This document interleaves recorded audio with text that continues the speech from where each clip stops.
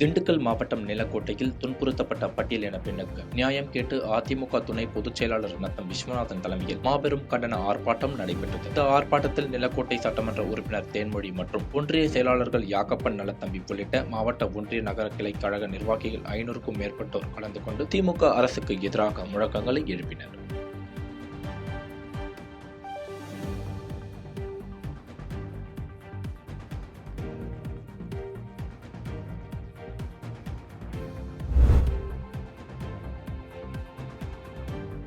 திமுக பல்லாவரம் சட்டமன்ற உறுப்பினர் கருணாநிதியின் மகன் மற்றும் மருமகளால் கொடுமைப்படுத்தப்பட்ட ரேகா என்ற பணிப்பெண்ணுக்கு நீதி வழங்க வேண்டியும் நிவாரணம் வழங்க கோரியும் வேளச்சேரி முன்னாள் சட்டமன்ற உறுப்பினர் அசோக் தலைமையில் 500க்கும் மேற்பட்ட அதிமுகவினர் சென்னை அடையாறில் கண்டன ஆர்ப்பாட்டத்தில் ஈடுபட்டனர். இதில் சிறப்பு அமைப்பாளராக தென்சென்னை முன்னாள் நாடாளுமன்ற உறுப்பினர் ஜெயவர்தன் கலந்து கொண்டு தமிழக அரசுக்கு எதிராக கண்டன முழக்கங்களை எழுப்பினர்.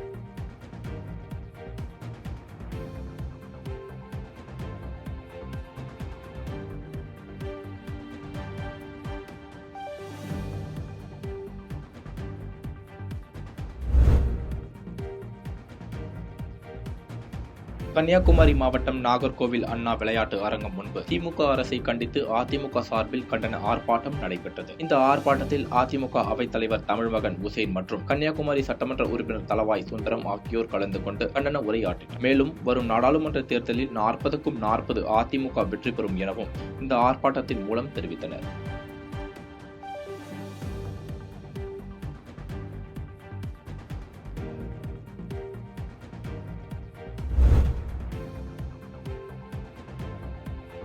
கரூர் மாவட்டம் குளித்தலையில் சுமார் 1200 ஆண்டுகளுக்கு மேலாக பழமை வாய்ந்த நீலமேக பெருமாள் திருக்கோவில் அமைந்துள்ளது. இந்து சமய அறநிலையத்துறை கட்டுப்பாட்டில் உள்ள தொன்மை வாய்ந்த இக்கோவில் தற்போது புனரமைக்கப்பட்டு இந்த குடமுழுக்கு விழா வெகு விமர்சையாக நடைபெற்றது. முன்னதாக பல்வேறு நதிகளில் இருந்து கொண்டுவரப்பட்ட புனித நீர் பட்டாட்சியர்கள் யாக வேள்வி சாலையில் வைத்து விக்னேஸ்வர பூஜை, வாஸ்து சாந்தி பூஜை, மகா கணபதி பூஜை உள்ளிட்ட 4 கால யாகவேலி பூஜைகளை செய்தனர். அதனைத் தொடர்ந்து மேலதாளங்கள் முழங்க ஊர்வலமாக கொண்டு வந்த புனித நீர் கோபுரத்தில் ஊற்றி குடமுழுக்கு செய்தனர். இதில் திரளான பக்தர்கள் கலந்து கொண்டு சுவாமி தரிசனம் செய்தனர்.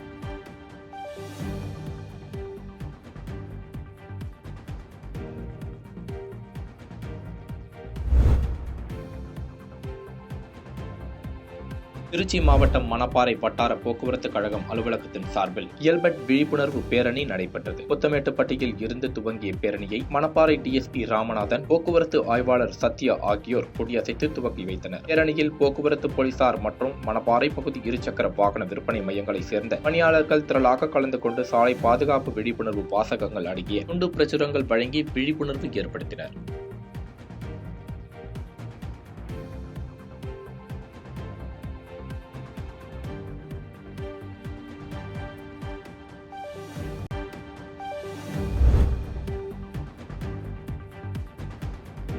சக்கராப்பள்ளி புருணை தாருஸ்லாம் விருந்துகூடத்தில் தஞ்சாவூர் மாவட்ட பார்வை இழப்பு தடுப்பு சங்கம் மற்றும் மதுரை அரவிந்த் கண் மருத்துவமனை இணைந்து நடத்திய இலவச கண் சிகிச்சை முகாம் நடைபெற்றது. இந்த முகாமில் கண் மருத்துவமனையை சேர்ந்த மருத்துவ குழுவினர் கண்புரை, கண்ணீர், அழுத்த நோய், கிட்ட பார்வை, தூர பார்வை, கருவிழியில் புண் உட்பட கண் சம்பந்தமான அனைத்து நோய்களுக்கும் சிகிச்சை மற்றும் ஆலோசனைகளை வழங்கினார். ஜமாத் சபை தலைவர் சிம்லா நஜீப் தலைமையில் நடைபெற்ற இந்த நிகழ்ச்சியில் 800க்கும் மேற்பட்ட பொதுமக்கள் கலந்து கொண்டு பயனடைந்தனர். மேலும் 100க்கும் மேற்பட்டவர்கள் கண் அறுவை சிகிச்சைக்காக மதுரை அழைத்துச் செல்லப்பட்டனர். இந்நிகழ்ச்சிக்கு உண்டான ஏற்பாடுகளை சக்கராப்பள்ளி முஸ்லிம் பரிபாலன ஜமாத் சபை மற்றும் பாசமலர் வெல்ஃபேர் அசோசியேஷன் நிர்வாகிகள் செய்திருந்தனர்.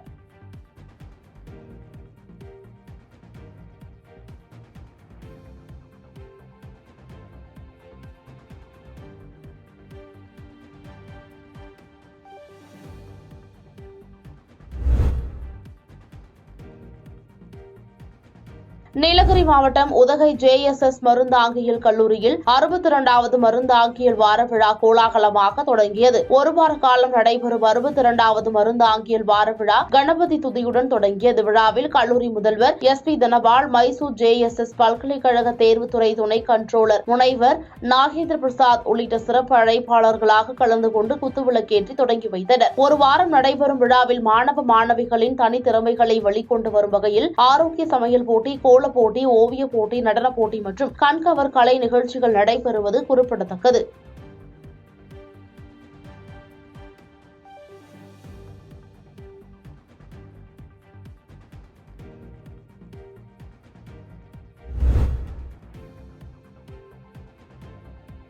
சேலம் மாவட்டம் சங்ககிரி அருகே அமைந்துள்ள பிரசித்தி பெற்ற அருள்மிகு ஸ்ரீ தைலியம்மன் ஸ்ரீ வைத்தீஸ்வரன் ஸ்ரீ காத்தவராயன் சுவாமி ஆலய மகா கும்பாபிஷேக விழா வெகு விமர்சையாக நடைபெற்றது. இதனை முன்னிட்டு பக்தர்கள் கல்படங்கம் காவிரி ஆற்றுக்கு சென்று புனித நீராடி பம்பை மேல தாளங்கள் முழங்க தீர்த்தம் எடுத்துக்கொண்டு முக்கிய கிராமங்களின் வழியாக தைலியம்மன் கோயிலை வந்தடைந்தனர். தொடர்ந்து சிவாச்சாரியார்களின் வேத மந்திரங்கள் முழங்க கோயில் கோபுர கலசத்திற்கு புண்ணிய தீர்த்தம் ஊற்றி தீப ஆராதனை காண்பிக்கப்பட்டு பக்தர்களுக்கு புண்ணிய தீர்த்தம் தெளிக்கப்பட்டது.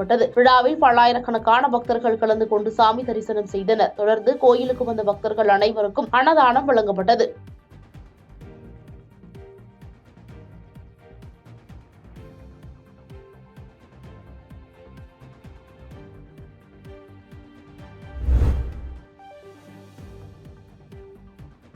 பின்னலாடை தயாரிப்புக்கு மிக முக்கிய மூலப்பொருளாக நூல் இருந்து வருகிறது. நூல் விலையை பொறுத்து ஆடைகளின் விலை நிர்ணயம் செய்யப்படுகிறது. இந்நிலையில் நூல் விலையில் அடிக்கடி மாற்றம் ஏற்படுவதால் தொழில்துறையின் பல்வேறு பிரச்சினைகளை சந்தித்து வருகின்றனர். ஏற்கனவே போடப்பட்ட ஒப்பந்தத்தை தாண்டி உற்பத்தி செலவு அதிகரிக்கும் பட்சத்தில் ஆடைகளின் விலையை நூல் விலையை காட்டி உயர்த்தி கேட்டால் ஆர்டர்கள் ரத்தாகும். இதற்கிடையே நூல் விலையை நூற்பாலைகள் மாதத்திற்கு ஒருமுறை அறிவித்து வருகின்றன. அதன்படி நடப்பாண்டில் பிப்ரவரி மாதத்திற்கான நூல் விலையை நூற்பாலைகள் அறிவித்தன. இதில் நூல்களில் எவ்வித மாற்றமும் இறக்கமும் இன்றி கடந்த மாத நூல் விலையை தொடரும் என அறிவித்துள்ளனர்.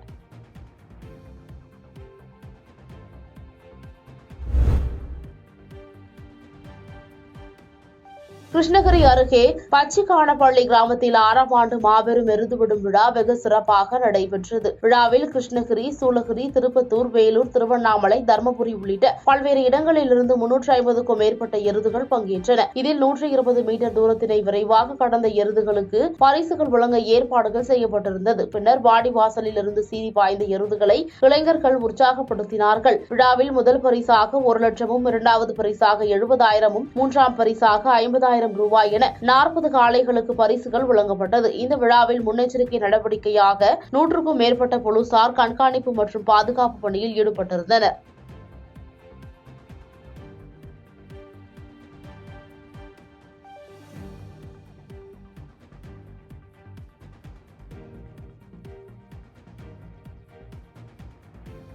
பாதகம் செய்பவரை கண்டால் நாம் பயங்கொள்ளலாகாது பாப்பா. மோதி மிதித்து விடு பாப்பா, அவர் முகத்தில் உமிழ்ந்து விடு பாப்பா. அண்மை செய்திகளை உடனுக்குடன் தெரிந்து கொள்ள இணைந்திருங்கள் இயம்நாடு தொலைக்காட்சியுடன்.